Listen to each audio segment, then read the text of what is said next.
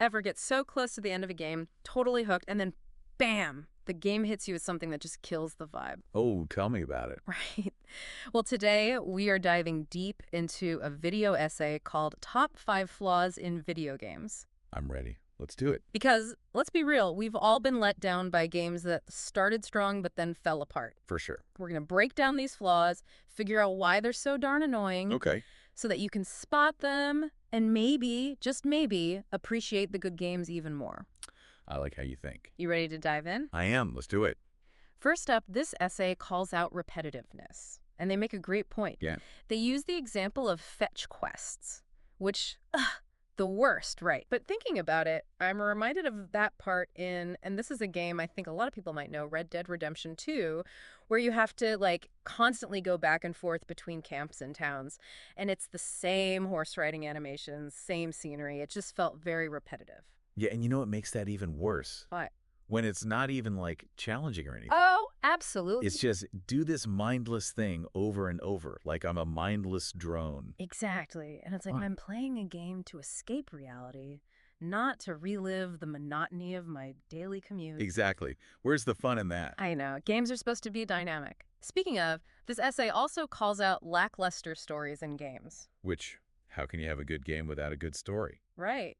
And the essay uses Prince of Persia, 2008, as an example. Do you remember that one? Yeah, I do. It had amazing graphics for its time, like really beautiful. Yeah. But I remember the story just not doing it for me. Yeah, it's kind of like, you know, when you see those big blockbuster action movies Yeah. and they've got explosions and special effects galore, Mm-hmm. but then the story, it's as thin as a sheet of paper. It's all spectacle and no substance. And that's exactly how I felt playing that Prince of Persia. Like, Right. it was all style over substance, you know? I do. Yeah. What games have you played where you felt like the story was just an afterthought?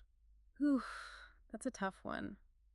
There are so many, but I think one that comes to mind is... And that leads us to the next point this essay makes, which is those super predictable, typical characters and plots. Oh, don't even get me started. The chosen one trope. Mm. It's in, like, every other game.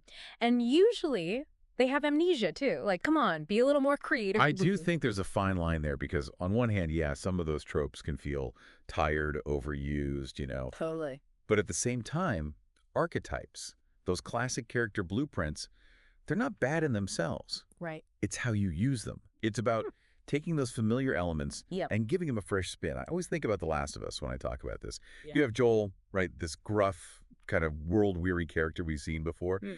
But the game takes those familiar tropes and puts them in this incredibly well-realized world with complex relationships. Mhm. And it just works. You're so right. It's all about the execution.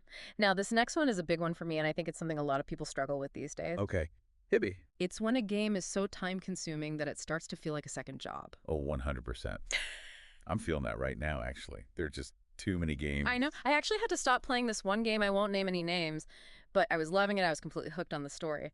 But I hit this point where it felt like I was spending hours just grinding for resources. Yes. And it stopped being fun. The grind is real, man. And I Yeah. think part of it, too, is just life. You know, we're all so busy, work, family. Maybe you have like 10 minutes to play. Maybe you have an hour, you know. Mm. It's not like when we were kids. Exactly. And then there's that pressure, like we see these streamers playing for hours on end, and we feel like we're missing out if we don't do the same. It's the fear of missing out, FOMO, you know.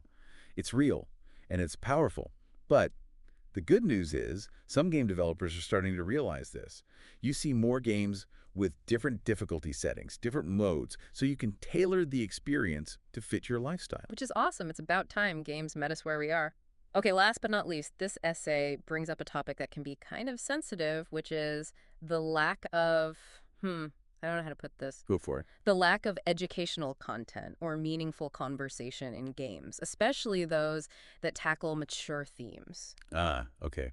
I see what you're saying. It's not about making every game a history lesson or anything. It's more about using the medium to say something meaningful, you know? Absolutely. And it's a But- delicate balance, right? Because you don't want to be preachy or heavy-handed. But games have this incredible power to make us think, to make us feel things we haven't felt before. Totally. Like this War of Mine, for example. It's a game about civilians trying to survive in a war zone. Mm. And it's brutal. It's emotionally heavy. But it makes you think about the human cost of conflict in a way that no other medium really can. You're so right. It's about more than just entertainment. It's about making a statement. Right, that's how games transcend just being games and become art. So there you have it. Repetitiveness, weak narratives, tired tropes, that overwhelming time commitment, It's a lot. and the lack of, well, substance. Yeah. But remember, these are just pitfalls to watch out for. There are amazing games out there that avoid all of these. Absolutely. And as players, we get to choose what we play and how much time and energy we're willing to invest. Couldn't have said it better myself. Now it's your turn. We want to hear what gaming flaws drive you crazy. What are your biggest gaming pet peeves? Head over to our socials and tell us about it. Until next time, happy gaming.